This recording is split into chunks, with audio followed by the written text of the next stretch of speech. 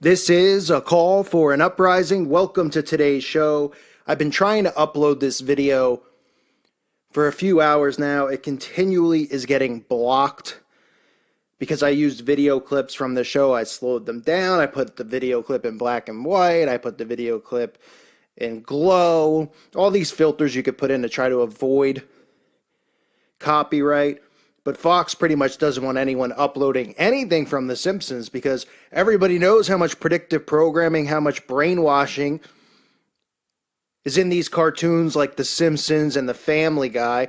So the first video I did, I couldn't get up, so I'm redoing this video, although the other one was pretty funny.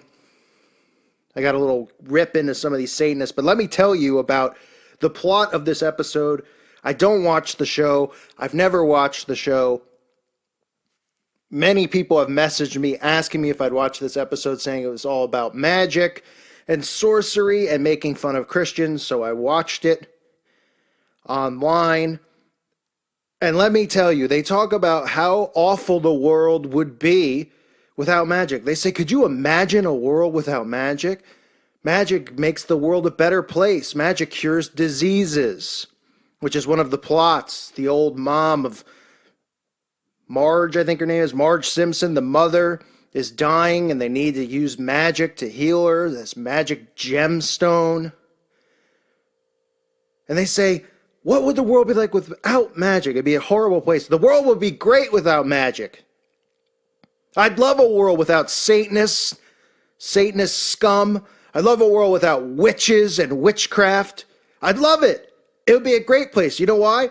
Because there'd be a lot less pedophiles walking around. There'd be a lot less child abusers walking around. Because again, the core of their black magic revolves around blood sacrifice, and preferably that of a young child, as well as pedophilia. They believe they take in the soul and the energy from these young children that they abuse and put through trauma-based mind control. So the episode, of course, get this, talks about magic, and Lisa turns a rock into gold so that they can buy this gemstone, but she had to keep it secret that she was into magic or she would get, captured and put away. They play that whole agenda. And of course they have to mock Christians as they have this lion, whatever this character's name is, come to the door asking her if she's heard the good news, and she goes, and she rolls her eyes about how, these Christians constantly pushing this down our throat. She says, how come when things are bleak or, somebody is going through something, you show up and give us these pamphlets and try to act like, you're here to help, and you try to push your religion on people when people are weak. That's what they claim in the show. A complete joke, trying to give this perception to people so that when they see Christians, they roll their eyes and they go, oh, Christians just always trying to force this on us. That's the mindset and the mind control that they're playing, while trying to make magic look like it's great, that it cures diseases, that the world is wonderful and fun because of magic. As she shoves the door and shuts out this, Christian person who was trying to preach about the good news. So this is the image they want people to have of us, that we force Christianity on people, which is not the case.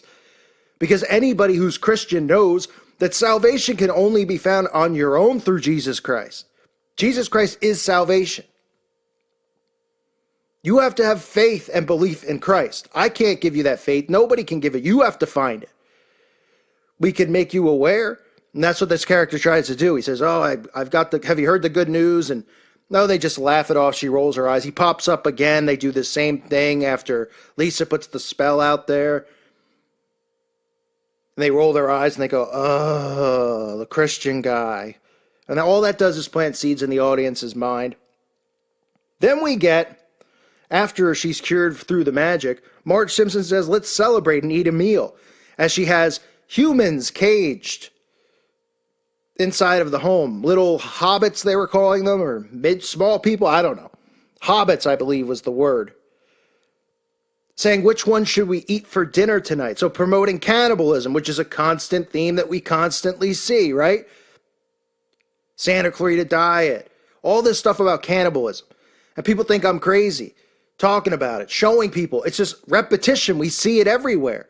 We see celebrities doing the vampire facial. People are covering their faces with blood because they're being told it's good for anti-aging. And they're going, oh, okay. You don't think 5 years, 10 years, maybe even a month from now, that they couldn't come out and convince people after all the desensitizing they've done with blood and gore in all these movies, and then showing Kim Kardashian covering her face in blood and all this stuff. You don't think that they could come out and they could go, hey, doctors have found out that if you eat another person once they're deceased, that it cures cancer, it prevents cancer. Oh, really? They won't tell you about Kuru. These freaks walking around with Kuru, shaking all day and night. They'll tell you about other cultures and how, well, in other cultures, when someone passes, they eat the brain. It's a tradition. It's good health. It's good for them. You don't think they could convince people? They can. All they have to do is say, you'll live longer, you'll feel better, you'll look better, you'll have more energy, and people will go, this sounds great. They're setting everyone up for that. With all this self-empowerment, work out 24 hours a day, energy this, energy that. That's what's coming. So they promote the cannibalism, of course. They have to, right? And then we get Bart Simpson talking about what happens when you die. And they all give an excuse of what happens when people die. They say they go to the fields of bliss. They don't mention heaven. They don't mention hell. I'll tell you what happens, Bart. If you're not saved and you die, you go to hell for eternity. No refunds. No passing go and collecting $200. You're there permanently, in jail, hell.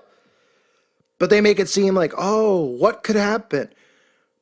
Oh, these wonderful things, these fields of bliss. And then, of course, one of the guys says, I heard when you die, you count money with goblin Jesus. So they get a shot at Jesus. Apparently that's supposed to be funny. Just another shot at Jesus. Nobody mocking that fat tub Buddha. Nobody's saying anything about the freak shows like Kali and Shiva. Things running around with 20 arms flailing all over the place. People are worshiping this thing. You don't think it's a demon? It's got 10 arms, for crying out loud. Don't see them mocking that. You know, if they were mocking LGBT or transgenders, that the show would get shut down. 30 years of The Simpsons, oh, it would be done. Oh, the show creators apologized to the LGBT community. We're now shutting the show down. It's the right thing to do because we made a joke about transgender people. No. When Christians get made fun of, it just gets promoted and brushed off. The only ones they attack are Jesus Christ. And then you get these idiot Satanists who act like, well, you know, Christianity's bigger and they're the ones who are, really? The Vatican, corrupt. They're not real Christians, these people in control. These people will pretend to be. They're deceivers and snakes. And the Satanists know that. So they're pushing magic. And they're curing disease with magic. And of course it ends, they say, well, what about science? They could live in a world with science. And they say, no, you know, advancements in technology wouldn't be as great as a world filled with magic. Even though science and magic go hand in hand. I beg to differ. I'd love a world without magic. Without these fairies floating around. These fruitcake witches and Satanists. These spineless cowards who have a yellow stripe running down their backs. Picking on children. Casting their spells. They say Lucifer, Satan, is the prince of the air, right? That's what we hear. He's the prince of the air. Okay, prince of the air. So they love to levitate, right? We see all this stuff in their videos, you know, music videos and movies. Ooh, the witches are levitating. How exciting. They're levitating off the ground. Like anyone gives a crap.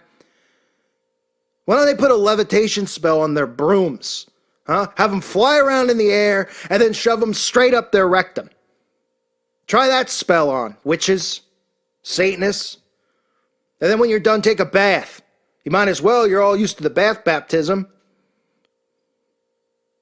It's a joke, a complete joke. They use these shows like The Simpsons, Family Guy, because cartoons are a very easy way for them to get predictive programming into people's minds. Why do you think all these cartoons we've all grown up on, right? Doesn't mean we've watched them, but I mean, we've all grown up around Disney, from Fantasia to Aladdin to Snow White to Cinderella to Beauty and the Beast. They all revolve around magic and sorcery.